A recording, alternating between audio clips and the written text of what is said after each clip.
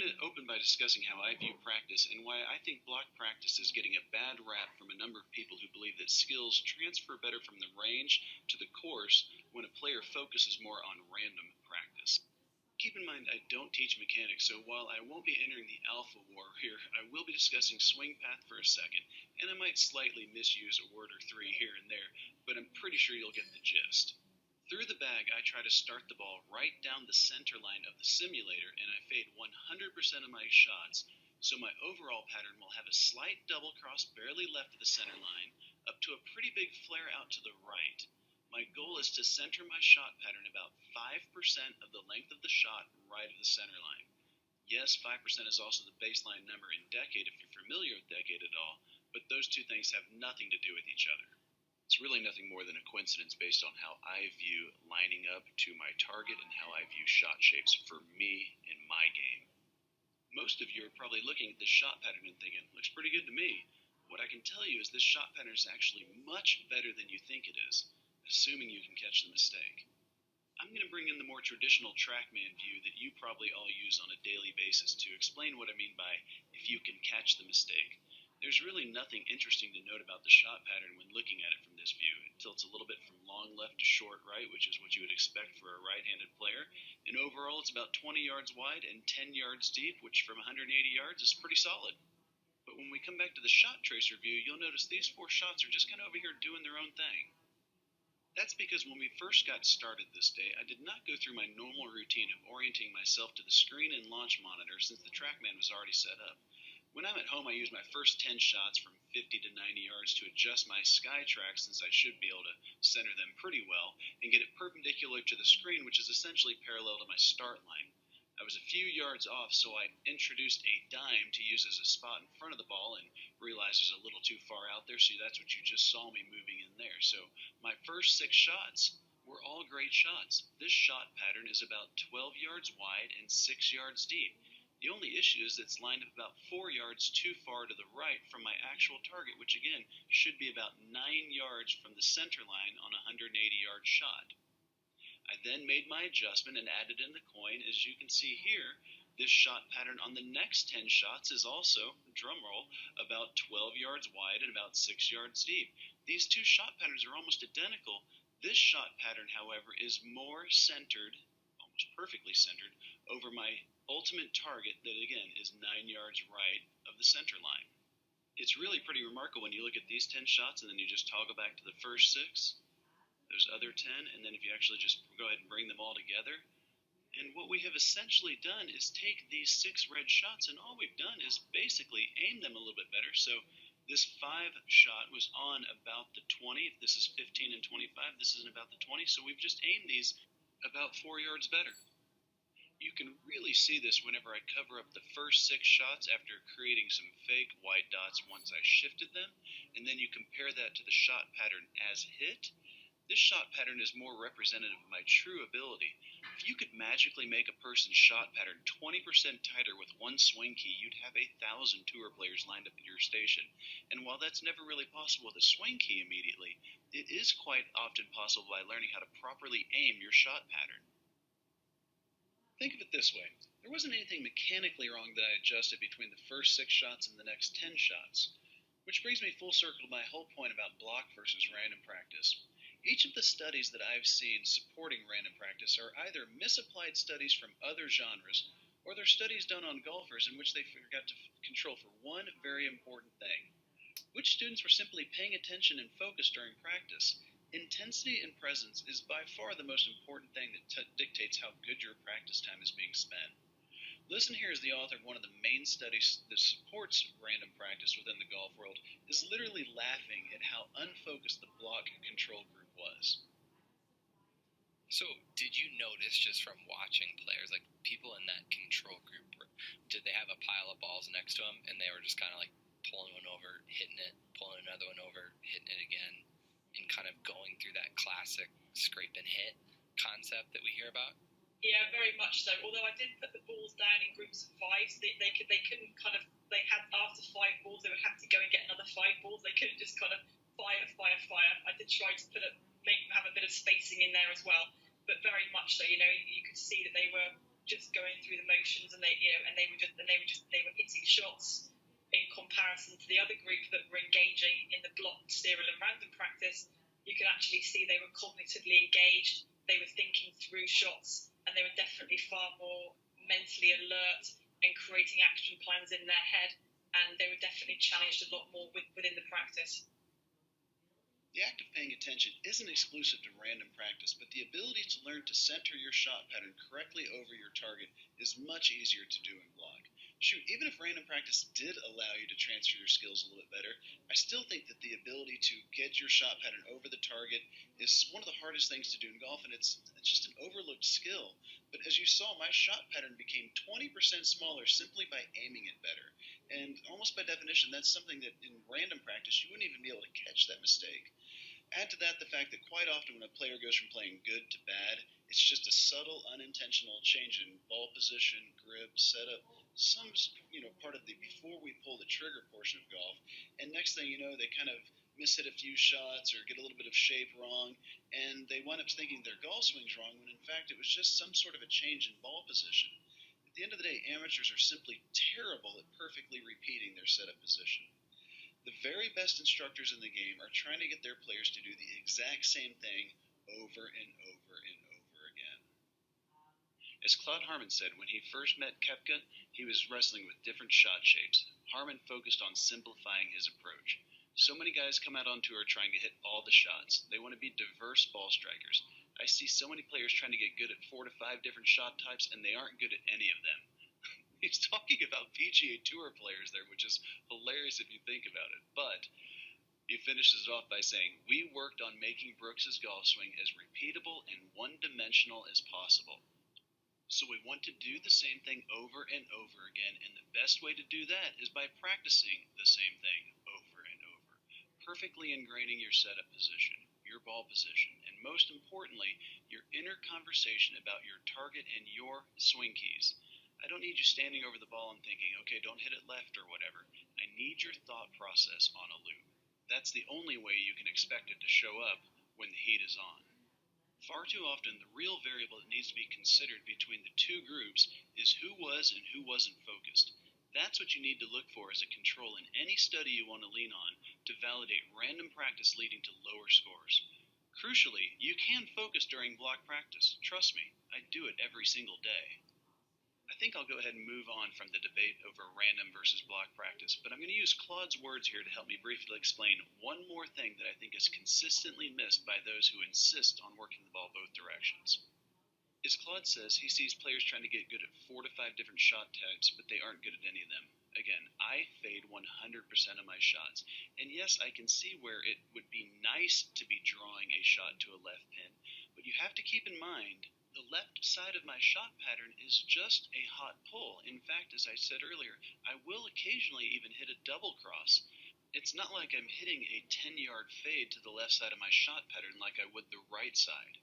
Now when we find ourselves in a situation when a green is a little bit less than 20 yards wide, as represented by the red line right here, yes, it would be nice to see the ball turning from right to left towards that pin, but whenever I bring my shot pattern scaled perfectly back in, and then make it a little transparent, you can see that that's the shot that I'm kind of accidentally hitting about half the time, assuming I'm good at centering my shot pattern over my actual target. And now, and this is the real key, instead of aiming to the right a little bit like I did whenever I was playing professionally and then hoping I would pull it left, I can aim it out there towards the middle of the green and then understand that the variance within my shot pattern will result in those shots on the left side of my shot pattern about half the time. This is what will allow me to do what Tiger Woods does and play aggressively to my spot. I've got a question for you. Do you think your style changed over the years? Were you more aggressive as a younger player, learned to be more conservative, or do you think that's never changed throughout your career? I've always played aggressively. Yes, 100%. I am very aggressive, but I am aggressive to my spots. And so wherever I choose the spot to be, it may be a little more on the conservative side, but I'm still playing aggressively to that spot. Because at the end of the day, remember, I'm a 47-year-old amateur who really doesn't play a whole lot of golf. This is my shot pattern with the 20-yard wide scale, the 20-yard wide red line. And look at how much smaller my shot pattern is compared to the PGA Tour players.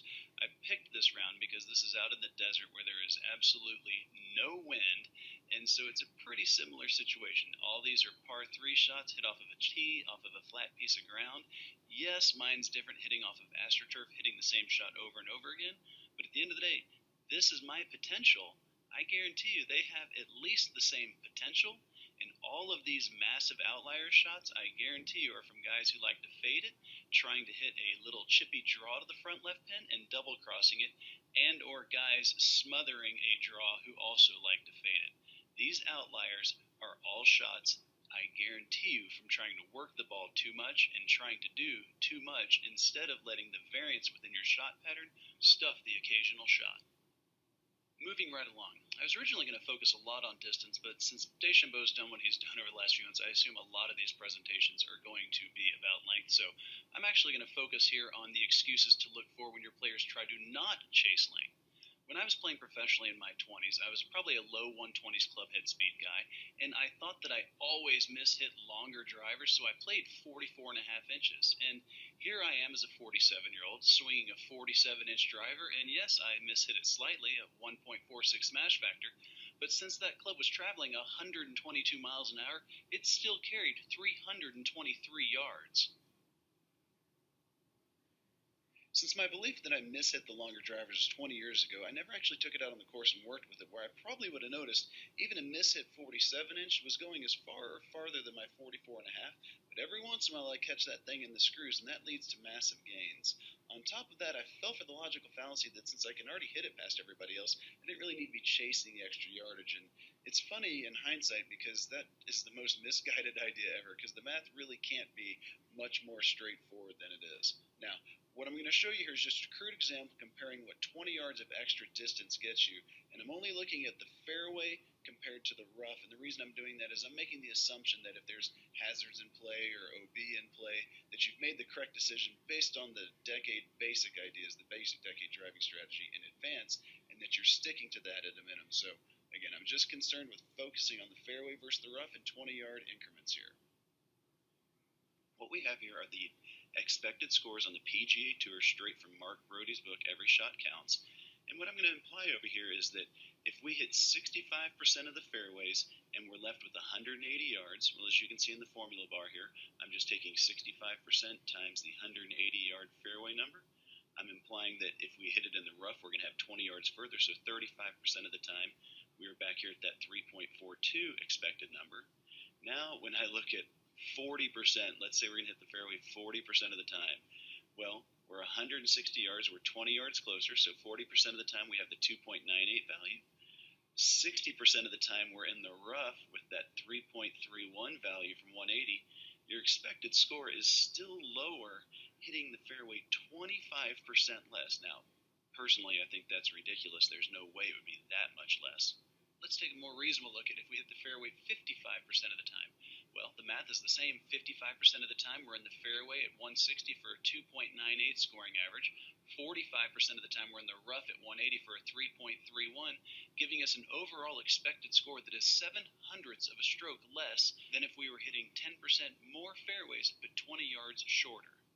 20 yards might seem like a ridiculous amount to be doing these comparisons on, but I had a 47-inch shaft sent to me that is literally not remotely fit for me, as you can see from these spin rates, and yet my club head speed went from 118 miles an hour to 123, and my smash factor stayed pretty good at 1.47. I mean, I can still hit this thing pretty solid. So don't be afraid to go out and play around a little bit with a longer driver, but make sure you don't go in with some sort of a bias for this experiment that you're going to mishit it more often or hit it more crooked just because it's a longer shaft.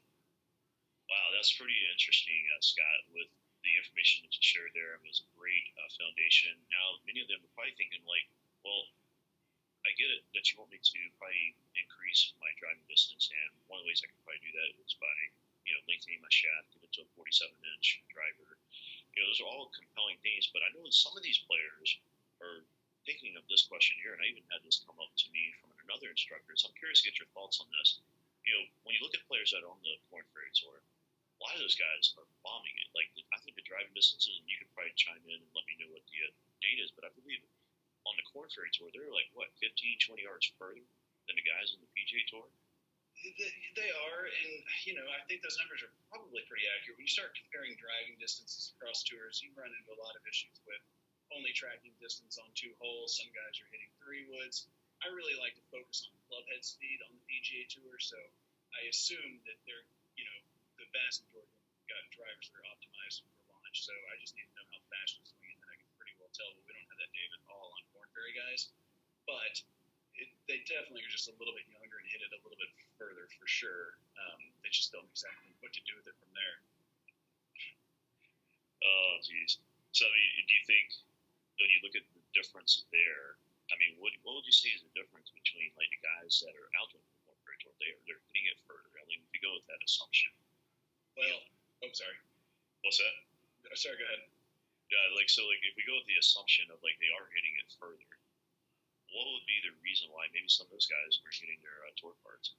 Well, it circles all back to what we were talking about in our first little segment there before the video, and I really do mean this. And again, this is where there's a great saying from a guy named Tim Ferriss when he was asked, if you get writer's block, how do you get through it? And Tim Ferriss is just kind of a self-help guy, that thing a lot of people know about now from podcasts and whatnot. But he answered the question. He's like, I just think of a person, a friend of mine, who's having the problem that I'm addressing, and then I just write to them. So I put a face to it, and then I'm just having a conversation with a friend. And that's really what all the decade content is. It's me just talking to my 25-year-old self. So the question of what do these Corn Ferry Tour guys, mini tour guys, what are they not as good at as PGA Tour guys? And obviously quite a few of them, the physical skills aren't quite there. But if you finish a round of golf, again, and think I should have shot lower, you're simply, that's the psyche involved. That's this downward spiral of compounding mistakes. In this video that I've got in the Decade app, it's David Duval, and he's talking about Jordan Spieth after the 3rd round of the 2015 U.S. Open that he won at, drawing a blank up in Seattle. What's the name of that golf course? This is COVID brain. Oh, man. Well, we're not going to waste time thinking about that. But at the end of the 3rd round, he shot a 71 in the 3rd round, and he still had a share of the lead. And great golf, this is the one quote I wish that I knew when I was younger. Great golf is the sum of a bunch of average golf shots. So you have to stop playing this what-if game, because we all zone out, and for 30 minutes, God, I wish I could go back in time a little bit. I'd do something different. Well, that's not how the game works. So we've got to start making proper decisions at that exact moment in time. But in this video, Duval says, she's like, man, I can think of maybe 2 or 3 times in my life I walked off the course thinking that's about as good as I could have shot. I mean, this is a dude who shot 59 in the final round of a PGA Tour event to win, and Duval's saying there's just a couple times in my entire life I didn't feel like I've left shots out there. And so it's this just beating ourselves up, and it's just the constant, I could have shot lower, I should have done this, I should have done that. Meditation is what I come back to all the time with my players, staying in the present moment. And what meditation is, it's not about having no thoughts. It's about recognizing that ruminating thought pattern before it spirals out of control. So, some of the stuff, I'm sure you've seen this, but some of the stuff we say to ourselves, we would never say to our friends. And when I first started this, I bought the domains beyourowncaddie.com and a couple variations of that, because it's like, I was watching it, when I caddied for Zalatoris when he won the U.S. Junior, I'm watching some of our opponents, and they're just beating themselves up, and I'm like, there's nobody who used to do that worse than me. Like, I was an absolute lunatic. But here I am caddying for Zalatoris, and he hit some bad shots and missed some short putts and did some dumb stuff, and I'd be like, hey, dude, it's totally okay, here's our situation. And I actually meant it, is what was funny. And it's just hilarious how we just all treat ourselves about as poorly as physically possible. And we would have 0 friends if we treated our friends the way we treat ourselves. And so that's where I focus so much on meditation. Sam Harris has a great meditation app called Waking Up. And the real key that I think that Sam does different, as opposed to like Headspace or Calm or any of those other things, Sam's a guy that he's a Stanford neuroscientist. The dude is brilliant, but he actually went to India. He actually meditated in caves for months. Most people, that's a one-way ticket to the insane asylum, and they're just not coming back. Sam went over there. He literally has a couple years total in silent meditation retreats. But now he's come back and he's telling us, here's how you use all this. It's not just follow your breath. Like, I understand follow your breath, but why? And it's this idea of like, you've got to take the yoga off the mat. You've got to take the meditation off the cushion. And when you find yourself out there in that situation where you're beating yourself up, you've got to kind of laugh like you're watching a movie and just be like, what are you thinking right there? And let it, just watch this thought evaporate as it just kind of comes into your mind, and then you can just let it go out. And back to Zalatoris, again, I've watched enough junior golf. I spent enough time with these guys. And when we were getting ready for the Texas Amateur, again, at the time, I'm just an electricity salesman trying to help a kid who's a friend at the club. I did not have I'm going to be on Bo Watson's Road to the Tour summit in 6 years. But at the time, I was like, this kid's so good, and he never does anything. He's got to just freak out when he gets out on the golf course. And so I had him listen to the song Time from the movie Inception. I sent him a text. I'm like, dude, I want you to listen to the song. It's a Hans Zimmer low, slow beat. I just want you to listen to it to start and end every day between now and the Texas Amateur next week. And the reason I chose that time is I wanted, whenever I could see his body language or his walking pace or just anything, see him getting a little tense, I just wanted to be able to point to my watch and not have anybody else know what we're talking about. Like, hey, buddy, you're freaking out here. Like, I don't want to say that in front of our competition, but that meant time. Just slow down and just try to follow your breath. I'm going to tell you what to do on this next shot. I'm thinking clear. Don't worry. I'm not stressed out, but I need you to reel it all back in. And so Will did that, and he obviously wins that tournament by 3. Same thing in the U.S. Junior. I'm just watching all of our competitors just freaking out there, and all I'm seeing is myself. I mean, times, me times them times 100 is what it would have to be to get to me.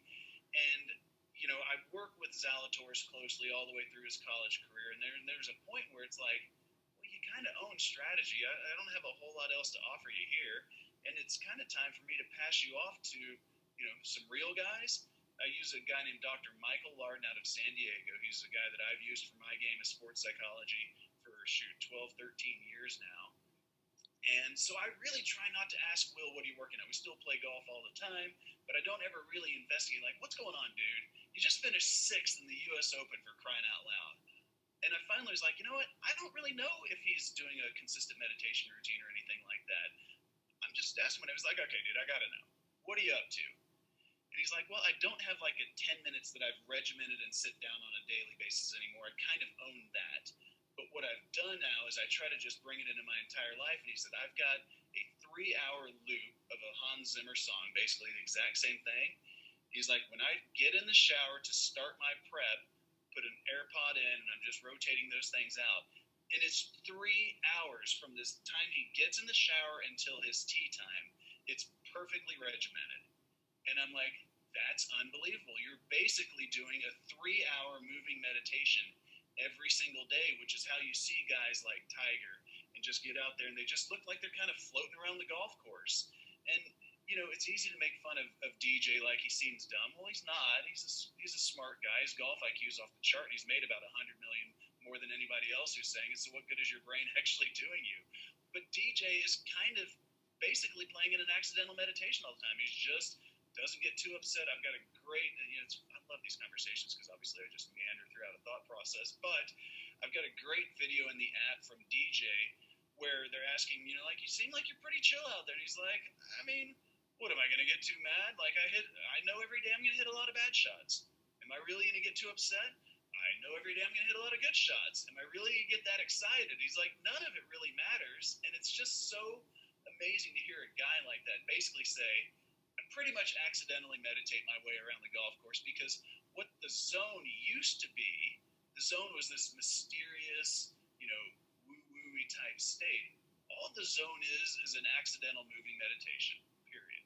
You are accidentally in a slower, better rhythm. Your brain isn't racing. This is when people have the quiet eye or quiet mind, like, man, I'm just not really even thinking much out there, because you're seeing everything and you're taking it all in a much better position. So it really starts with that, not feeling like you're constantly beating yourself up, because these kids do have incredible physical skills. Colin Morikawa, Doc Redman, Matthew Wolff, Bryson. These guys are all showing you, like, we can do great things, but the vast majority of the younger players simply don't know how to pull it all together. And again, some of them are meditating. Like, I know some of them are. I work with quite a few of those guys. I know some of them just have their own special way that they do it, but they're all working on this slower thought process because, again, great golf really is a bunch of average shots. You know you're going to hit bad shots every single day. So when we kind of continue this idea forward, and I switch it here to now this stat that we track in the Decade app, Dr. Michael Lardon's mental scorecard. The question of what is the difference between PGA Tour and Korn Ferry Tour players, this is it, period. Obviously, there are some guys who shouldn't be playing professional golf that aren't on the PGA Tour, but if you're one of those top 20th percentile guys on those mini tours or the Korn Ferry Tour, maybe a little bit higher than that, you've got the physical skills. You just don't know how to play golf. So what we have is every shot you track, and it's pass or fail, black or white. Did I know exactly what I was trying to do with that shot, the distance I was trying to hit it, the shape I was trying to hit it, and what my exact target was? And then when I pulled the trigger, was I 100% there and committed to that shot? Not, well, don't go left or don't go right, or I don't really know if I'm going to go, if this is going to jump or not. Like, you got to make a firm decision and then trust. It's the old adage, aim small, miss small. I think it's actually better applied to golf. Aim small, miss big. Like, you just know, you don't really know where it's going. And, the idea of being committed to that target is then I'm not aiming 15 feet left of the pin and then hoping I block it, push it over there by the pin, which is what it sounds like the dumbest thing on earth. But if you're not raising your hand at home that you do that on a daily basis, you're a liar, or you're on tour already. Why are you paying Bo money? Because that is the key. So Dr. Lardon's scorecard, the goal at a minimum is to get it to 95%. When I first started tracking this back in 2008, I was at 88% in the Texas Amateur that summer. That's the year that I wound up entering Q School as a 35-year-old amateur, and I got it all the way from 88% up to 93% by final stage. But that still is 7% of shots that I kind of wasn't really committed on. And now that's when Q School, when final stage was 6 rounds, so roughly 420 shots. Roughly 7% of the time I was self-diagnosing. I wasn't really paying attention. That's 30 shots that I wasn't exactly paying attention on. Now, when we go into the second scorecard cost, I take every single shot that comes in, every hole that comes in relative to par that has a negative mental scorecard event, and I compare that to every single shot, hole that comes in with a perfect mental scorecard event, and look at the difference in score relative to par, and it's over half a stroke. Now, I don't think it's that high. I do think it's about a quarter to a third of a shot when I have guys like Maverick McNeely or Will Zalatoris, myself, who I really trust that they're being objective in their grading of their thought process. They're not letting results cloud their thought process. It's about a quarter to a third of a shot. So here I am, I'm doing better than I was, but I still am, again, 30 shots. Well, 30 times a quarter to a third of a shot is, it's almost 10 shots that I just am essentially wasting by not being perfect. Now, nobody's going to be perfect except for Tiger Woods. I do believe this is one of the things that he separated himself even from number 2, and the math literally kind of works its way out perfectly. Maverick, when he first started tracking this, was 91%. Last year on the Korn Ferry Tour, whenever it was on the Korn Ferry Tour, when he got his tour card, he was at 97.5%. That's just, it's possible to not be a basket case, but it takes work away from the course. It takes that meditation practice. It takes 10 or 20 minutes a day, every single day, of learning how to still your thought process, learning how to go through the exact same mental chatter over a golf shot. Okay, I've got 175 yards. I pick a spot a foot, or 2 in front of the ball. I've got my spot, I square my club face, I square my body, my swing key is X, pull the trigger. There's nowhere in that thought process to say, don't hit it right, don't hit it left, holy shit, I'm in the 72nd fairway, I've got a chance to win here. None of that. None of that's helpful. We're totally focusing on that moment. And I guarantee you, everyone out there is going to be in that 88 to 92-ish percentile range when they first start tracking it. Everyone on earth, well, I don't even say everyone on earth, maybe everyone on earth can't get it over 95%. But if you don't get it over 95%, I can assure you I'm never going to know your name from because now taking it on down, there's these 4 stages of learning, and they are unconscious incompetence, which is basically you don't even know what you don't even know. Like, you're just totally clueless. That's obviously very elementary, especially for somebody who's playing professional golf. But now we've got conscious incompetence. Now you at least know you don't know it all. So you're starting to see there's something else out there, which is maybe why you bought the Road to the PGA Tour series here. Like, something, but I don't quite have it. Then you can become consciously competent, which means, okay, now I know I need to play with a little bit better strategy. I need to have a little bit better speed on my putting. I need to have a meditation routine so I can go through this. And you're doing it, but you're not quite getting it onto the course, but you're recognizing it a little bit more in real time. I kind of know it, but I don't own it. And ultimately, we're graduating to unconscious competence, which is just you own it. It is just your DNA. You couldn't do something different if you tried. This is what Tiger had ingrained from him from birth. So he gets out there day one on the PGA Tour. He knows exactly what he's doing because he's on autopilot. It's okay that everybody watching, it's okay you don't know this. It took me a couple years to get to where I really own all this information, and it's going to take you the same amount of time. Well, it should hopefully take you less now. We're laying out the path for you. But that ultimately is the difference, in my opinion, in the guys that, again, sure, some need to get physically better. But overall, like, it's just not the separator. The separator is that brain. And the reason that's the case is because of that brain development, not really finishing until you're 25. But now you can have a strategy to combat that. Like, if I can't even think of a good quick analogy, but if I know this afternoon I'm going into war, I should probably be prepared for it. I've never been in a fight in my life. I should probably watch a YouTube video or 2 on it and just see what I can learn. Go in prepared, and you're going to do just markedly better than you currently are. And again, the question the kids really have to ask themselves, sorry if I keep on saying kids, but I'm 47, so I'm assuming most of the people watching this are a little bit younger than me. The real key is just understanding you can change this. Nobody was as big of a lunatic as I was, and I absolutely sucked at this, period. And I really do believe that's the biggest separator. And Scott, push all that onto your side of the table. This is awesome because, like, now you got something that these guys and girls can literally go out and have something that they can track and measure. And I love that you gave a benchmark, which is 95% as far as, like, you know, if they're going to know their name or not. So those of you that are watching right now, I really hope you're taking notes on this and making sure that you're going to go out and apply this. Now, one of the things you mentioned, though, that I absolutely love is you're talking about this whole importance piece about meditation and how, like, you've been noticing some of the best players out there on tour have been doing some form of it, whether it be meditation, mental imagery, a lot of these things, and this is something that we're going to get into detail tomorrow on. But one thing Who do you have talking about that? What's that? Who do you have talking about that? We got Shannon, a business partner. He's going to be touching on that subject. Oh, right, cool. And carry on.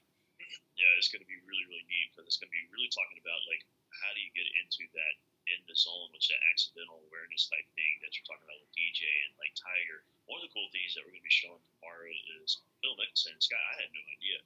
I had no idea about this until I saw it in an interview with Ed Milet, that you look at Phil Mickelson's career, yes, it's overly, like, largely overshadowed by Tiger's success, but my gosh, the guy's had a Hall of Fame career. He's won multiple majors, had a ton of wins.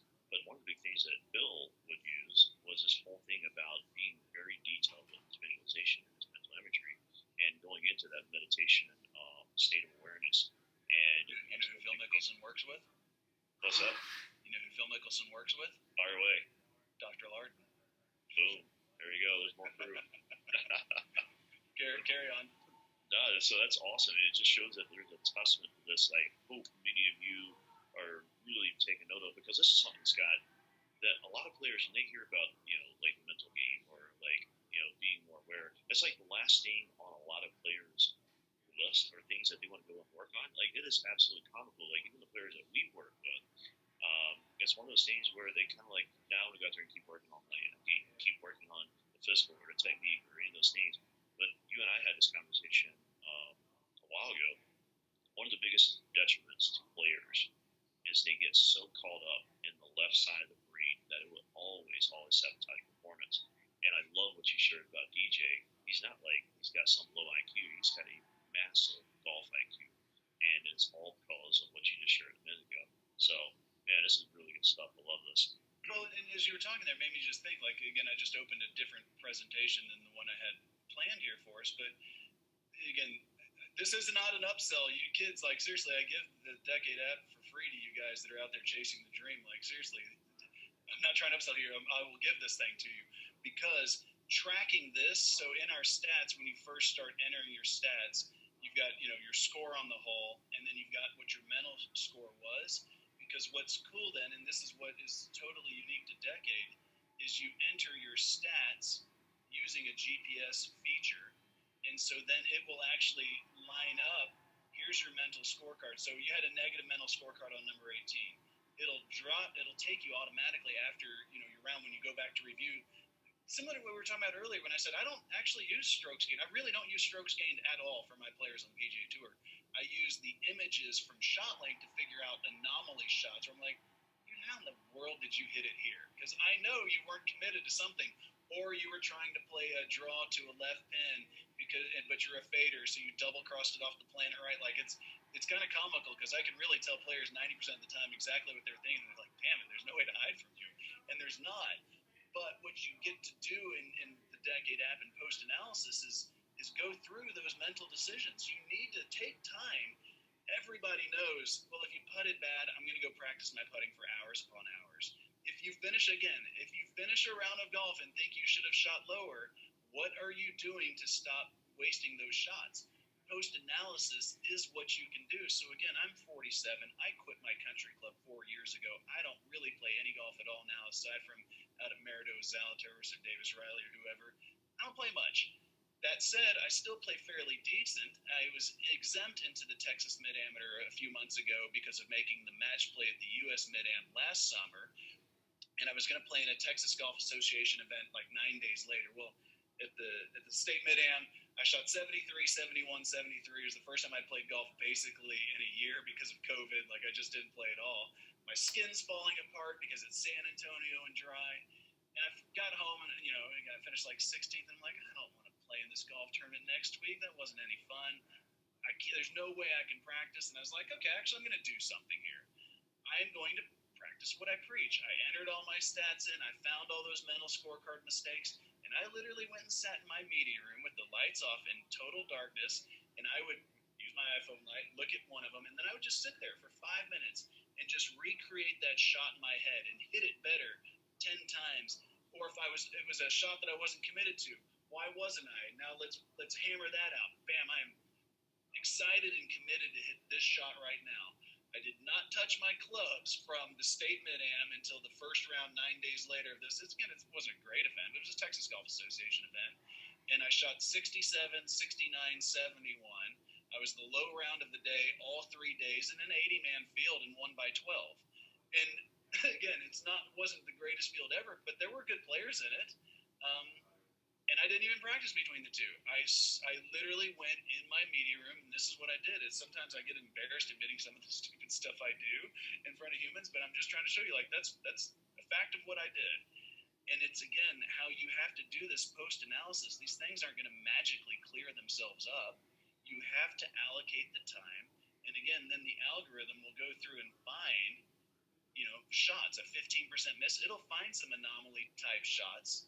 And it'll basically just, it'll just throw it in front of you like, hey, what happened here? You just go through it. Well, this one right here, to be perfectly honest, this one was, it was from the U.S. Mid-Am qualifier a couple years ago. I was between a 4 and a 5 iron, and it's so funny sometimes how golf works. Like, I didn't see how I could keep 4 short of the back edge, and I didn't think how I could carry 5 to the front edge. The green's 32 yards deep. One of the two has to be closer to right. Like, it can't be both. And so what did I do? Well, it started sprinkling. I wanted to get back to my bag and get it covered up, and so I just took a 4 iron and totally didn't commit to the shot and flared it out here to the right. This was a terrible thought process. And I would even say, like, I kind of recognized it in real time, but I didn't totally recognize it in real time. This was a border consciously competent type situation. After I hit the shot, I was like, what the hell are you doing? You had no idea what you're trying to do with that shot. That's what you have to be able to recognize. And then, again, you've got to take the time in post-analysis I'm not kidding. If there's any one thing I could go back and tell my 25-year-old self, this is what it would be. It would be post-analysis of decision making. And we'll get this in a slide to get to them also. But if you go to my YouTube channel, if you search Scott Fawcett in YouTube, you'll find one that says U.S. Junior Invitation. If you go about 40 seconds into it, I've got a clip from a podcast with Tony Romo and Dr. Phil, where Dr. Phil's like, you're kind of a scrawny kid from Eastern Illinois. Like, how are you the quarterback of America's team for 14 years? And he's like, when I got into a situation on Sunday that I just didn't quite feel comfortable in, I couldn't sleep that night until I figured out why. Why wasn't I prepared? What did I miss on Thursday in game films and preparation that I could have done different? And here's a guy again, he's like, I lived for post-analysis. And what I'll say now, I'm not going to say I live for post-analysis. Hopefully I do better than that. But it's definitely my favorite part of the game. And it is definitely where I, without, playing any golf, I'm a +5, which isn't bad. And the only golf I play is tournament golf. So that's literally like 18 tournament rounds in the last 2 years. And that is the only golf I've played. And just seeing that, like, it's just not that hard once you own one shape with the driver. You hit it over and over and over again, the exact same thing. Obviously, like we talked about in the first video. Once you do that, it's kind of hard to screw it up from there. And I really do mean that. You got to obviously keep on working on all the physical skills, but then getting into post-analysis, it really is everything. Because, again, these numbers, they just don't lie. You know in your stomach, okay, it's not a full shot every time I fart off because I could, maybe hit a decent shot. But it's also not 0 shots. It kind of intuitively makes sense. It's about a quarter to a third of a shot. And I'm telling you, if you're at 90%, 10% of a 70 scoring average is 7 shots around. We're just trying to get half of those better. It's almost a full stroke simply by paying attention. And again, how I love just giving one long sentence, but you've got to really see that this is Cameron Champ, attending my seminar not once but twice in college. This is, Deschambeau, saying thank you. I use this system Scott Fawcett came up with. This is March 30th, 2015. Before he won the NCAAs, this is a month after he attended my seminar at SMU. Dude would, within a few months would be the NCAA and U.S. Amateur champion. Again, I don't say that so y'all think I'm cool. I say that so you can see this is what they're doing. This is how they're making the game easy. Because a huge part of this is, and this is one thing Mark Brody and I don't say we disagree on. He's correct mathematically that the best players make more birdies, but I add a comma because they can to that sentence. But the best players also make the fewest bogeys, which is what the worst players, relatively speaking, we're talking about tour players here, what you can kind of go out and do intentionally. You can intentionally not make mistakes.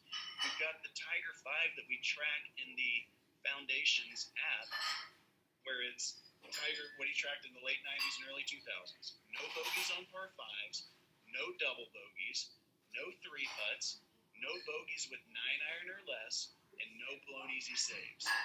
None of those are go do amazing things. It's don't do the stupid stuff. Tiger doesn't finish a round of golf and think, if I'd only done X, Y, or Z, I would have shot 3 shots lower, because he doesn't do those things because he's actively trying to not. And so Tiger amazingly knew that of those 5 things, if he could keep them to 6 or few per event, he'd win. And it's hilarious because Tiger somehow figured that out. We changed the bogeys from 150 or less, with 9-iron or less to 150 or less because we don't know what club he hit. And we changed the blown easy saves to 2 chips per round because a blown easy save is subjective to Tiger's opinion on what's easy. But when you go run those 5 categories, the average winner, the first to 5th place finisher on the PGA Tour in the ShotLink era, has 6.4 of those points per tournament. Tiger somehow knew if I can have 6, I'll win. Like, it's unbelievable what that dude figured out. I mean, he really is a genius, both literally and in a golf sense. But all of your scoring improvement, all of it through the 70s, 70 to 80% of it is from bogey and higher avoidance. It's not from making more birdies. You can do comparisons year over year on the PGA Tour. About a third of the time a player makes more birdies year over year, their scoring average goes up. Oddly, About a third of the time it stays basically the same, and about a third of the time it lowers. Like it's correlated with score. It's a scoring metric, but it's really not very helpful. And just understanding that, so you don't try to take these shot patterns that are massive and go out and try to force birdies when you can actively, intentionally avoid bogeys. This is a par 3 on the PGA Tour. The wind this day was about 10 miles an hour off the left, and it was playing 195 yards. I use a par 3 because every one of these shots was hit off of a flat piece of ground off of a tee box. 195 yards, and the shot pattern is literally 50 yards deep and 50 yards wide. It's number 15 at Innisbrook. If I just set up shop on the range at a PGA Tour event and just had every player hit 195-yard shot at the blue flag when they're leaving, their shot pattern would be about half this size. All of this is guys who like to fade it and trying to hit a draw and overdoing it or double crossing it, rather than just hitting your normal shot pattern at a target, letting the variance within your shot pattern actually produce the shot that's close. This green is 27 yards wide. We have a green at my home course in Dallas, number 8 at Bentry, my old home course, I should say, that after I started teaching this, I started paying attention to it because it's 225 and the green is 27 yards wide, and I didn't miss it in 3 straight years. Like, it's just not that hard to do as long as you're just trying to hit the green. I've failed twice at playing professional golf. These guys are clearly better than me, and yet I can produce a shot pattern smaller than theirs. That is entirely because of the psychology of it. You're like, do I talk? Wow, I love that. A couple thoughts on that, because the one thing that I absolutely love, I want to go back to some of these guys are probably thinking, well, he's probably an anomaly. You talked about, like, you went into your room and you shut off the lights, and it was 9 days for your next tournament. One of the cool things, I want to just absolutely come and confirm that, because guys, like, multiple, I'm talking about great players in the world are doing that very same thing. You can go back and read it in Bob Rotella's book, I think The Golfer's Mind, Chapter 2. Sam Snead was doing this every night before his tournament. And one thing that I've seen in my own personal game, Scott, like you, I don't really play that much. When I went and started applying some of the stuff that Shannon, that's going to be presenting on this stuff tomorrow, I went out and played 6 out of 8 rounds, have not played at all, went cold turkey every single one, and 6 out of 8 rounds and went hard. Last round I played 9 holes, went 4 under, and lipped out 3 birdies. And the cool thing is, everything that you're talking about with this mental imagery, and I love the analysis part that's built into the Decade app. And that's something that we'll definitely share with all of you that are watching this here at the end, how you guys can get access to that. But, one of the things I shared with you, Scott, in the story was Sandra Gao. That's a player that we started working with back in June. And a real interesting thing about her, those of you that don't know this, is that she had a medical exemption. She ended her wrist last year in the fall, and she went through this course of the year, 2020, wasn't sure. She only practiced about 20-25% of what her colleagues are practicing. And the neat thing was, we went to her and shared a lot of the same principles that Scott is talking about with her. And the interesting thing was, she went and applied it, and about a week and a half later, she was so excited, she sent an email to us that she signed up for the Scottish Open and the British Open not even a month later, after being scared to death about using her 5 exemptions that she had from the LPGA Tour. And get this, she went out and played first round Scottish Open and was sitting at a top of the leaderboard in a tie for 3rd place. And this is her hardly playing any tournament golf in a year's time.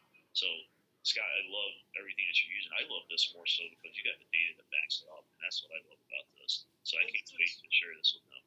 And it's what's unique about it, honestly. It's funny because a lot of times on Twitter I get to arguing with, the old guard, and they'll be like, well, you can't quantify this or you can't do that. I'm like, whoa, just because you can't doesn't mean it can't be done. Again, I just, if you want to make me mad on Twitter, that's really the only time that I ever actually get mad is when somebody says what Decade can or can't do, because I'm like, how do you know? You don't understand exactly what we do. But the thing that you just said there about Rotella, what I did wrong in my 20s was I read all the books, and then I didn't apply it. And I'm not going to ask everybody to raise your hand, but do a little self-inflection right now. How many times have you read a book and then been like, damn, that was an awesome book, and then you never remotely even attempted to put it in play? I read Rotella. Shoot, I've gone back and reread them all. I'm like, damn it, it was all right there. I didn't see it, and I didn't understand it. And so that's, I mean, literally, as I made a couple notes while you were talking over here, the key to it all is I never understood the importance. What I'm trying to do here with this entire 30-minute diatribe is explain to you the importance, the why. The why is always the most important component of any, personal development, self-change, habit change, anything at all. You have to understand why. Why should I quit smoking? Because you'll die. Why should I do whatever it is? Why should I prioritize 20 minutes a day for meditation when I can be practicing my putting? Because it will translate to lower scores, a happier life, a better marriage, you'll be a better parent. And guess what? I hate telling you all that are watching this, most of you are going to fail at professional golf.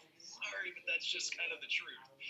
Maybe you won't be the one that does, but understanding all of this stuff that I'm talking about, it then translates directly into your professional career and allow you to make more money and, to be perfectly honest, probably be even happier than if you had actually made it on tour, because life on tour it's a tough one, man. And just understanding that we're doing, I hate the word personal development because it has such a negative connotation to it, but we're basically doing personal development here, because if golf truly is a microcosm of life, then great life advice should in theory be, great golf advice as well. And what I can tell you as a guy, without going into my background, I've had, in the last 4 years, I've had a double murder-suicide in my family involving my sister and 2 nephews, which I know that's a page-turner here, be like, wow, I didn't see that one coming. I've had that. I've been divorced. It's been a crazy 4 years. And the only reason I'm still remotely sane is because of all the work, luckily, I had done in the couple years leading into, so once I started teaching, golf, like I had already been on this Tony Robbins, Jim Rohn, self-development, personal development, spree starting about 2012. Then I get into teaching golf. All of that I was working with Will Zalatoris that first year was Josh Waitskin's The Art of Learning, Tony Robbins stuff, Tim Ferriss stuff. Like, I'm not a guy that just found Tim Ferriss in the last 2 years. I've been listening to him since day one on the podcast. To be perfectly honest, if you go to Tim Ferriss's podcast, the 5th episode is a guy named Jason DeSilva, and I believe it was in April of 2014. And one of the questions was, is there any, Tim Ferriss was like, is there anything that you just can't get enough of right now? And I thought it was the strangest answer ever, but his answer was, this song Time from the movie Inception. I can't stop listening to it. Weird answer to that question. So I went and listened to him, like, damn, that's a pretty awesome song. And that's exclusively, again, it's funny because, like, I didn't think of the song. Like, so much of what I do, people think I'm a know-it-all. Like, no, I'm just observant. I see great stuff. I'm like, that's a good idea. Let's take a little bit from that, take a little bit from that. The song Time came from that movie, and that's how I can show you. Like, I've been listening to Tim Ferriss since day one because that song came from his podcast. But taking all of that, investing it into yourself, is what allows you to create successful companies, play good golf, have a good marriage. There's a guy who just said I got divorced. As you can imagine, after a double murder-suicide in my family, it went a little wheels off in my house for about a year and a half.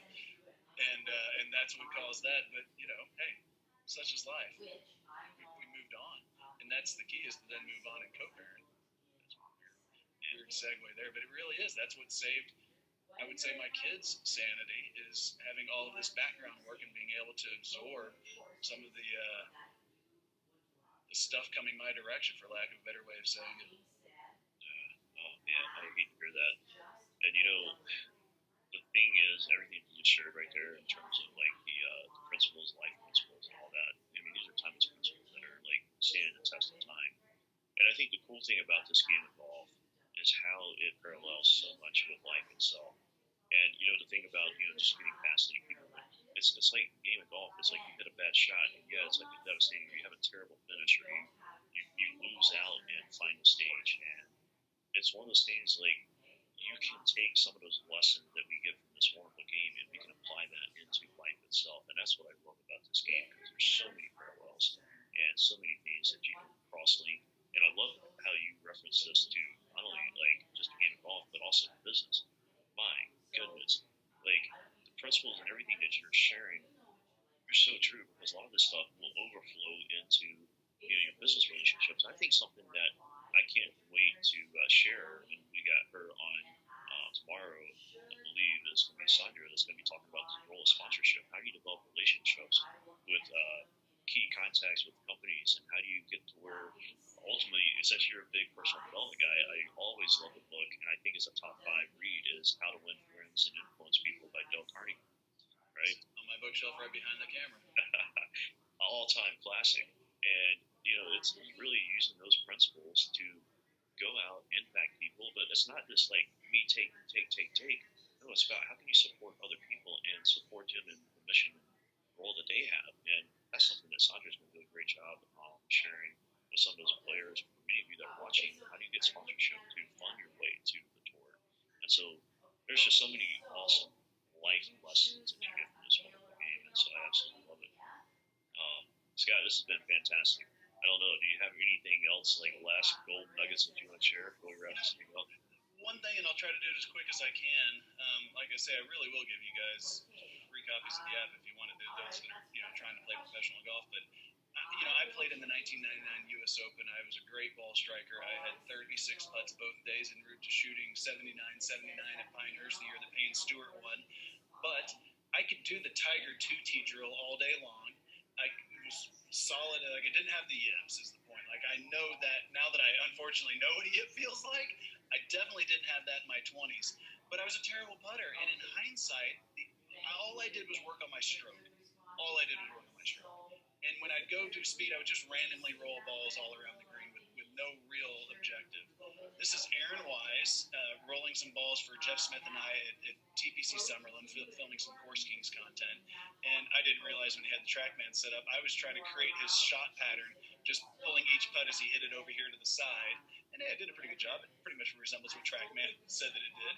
But if you think about this is a 20-foot putt that Aaron Wise, his shortest one, this was his first one, and yes, he hit it it was a slower green. But even if I take that one out, his shot pattern is still almost 4 feet deep from 20 feet. And the key to that is the putt that he hit too soft, even with the exact same start line, if you hit a putt too soft, it starts breaking sooner. If you hit a putt too hard, it starts breaking later. So if you think of this, like a hurricane track on the Weather Channel, the hurricane track becomes wider more because of your speed on a putt with break. Your speed actually, it's crazy to try to conceptualize this, but the speed of your putt on a putt with any break on it actually dictates how big your shot pattern is, how wide your shot pattern is, more than your start line. And yes, I'm assuming you can kick it on a decent start line, but if in this situation here, this lowest line is the lowest line with the most speed, this highest line is the highest line with the softest speed, that will both still go in the hole in theory. I mean, I can kick it between those two lines. I'm not going to be able to kick it at very good speed. And so if you really start thinking about, now we've got a 4-foot distribution of speed. We're coming in from left to right here.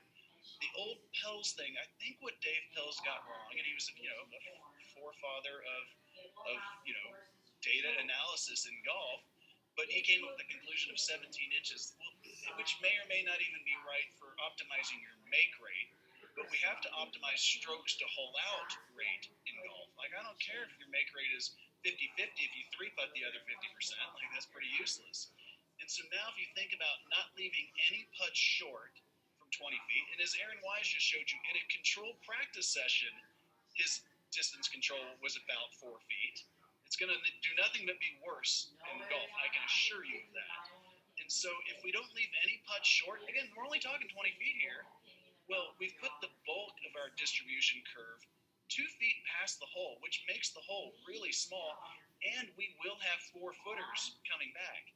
If you think about leaving 25% of your putt short, even from 20 feet, 15 feet, like literally the best putters leave 20-25% of their putt short from those ranges.